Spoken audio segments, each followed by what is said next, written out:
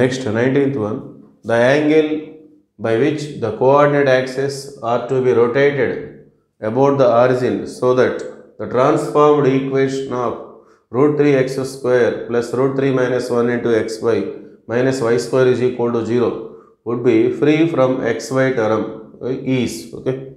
So, a pair of straight line icharu ax square plus 2hxy plus by square is equal to 1.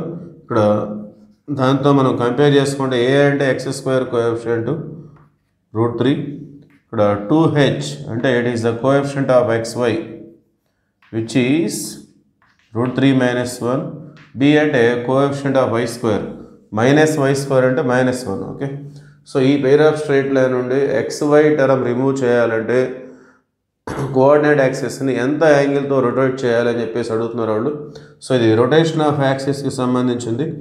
So ఎంత యాంగిల్తో rotate చేయాలి అనే దానికి సంబంధించిన formula theta is equal to 1/2 tan inverse 2h by a minus b.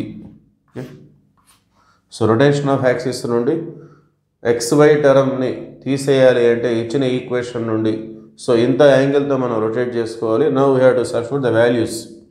1/2 tan inverse 2h means root 3 minus 1 by a means root 3 minus b.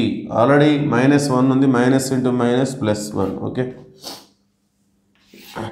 So theta is equal to 1/2 tan inverse root 3 minus 1 by root 3 plus 1. అది tan 15 degrees తో ఈక్వల్గా ఉంటుంది. It is equal to tan 15 degrees.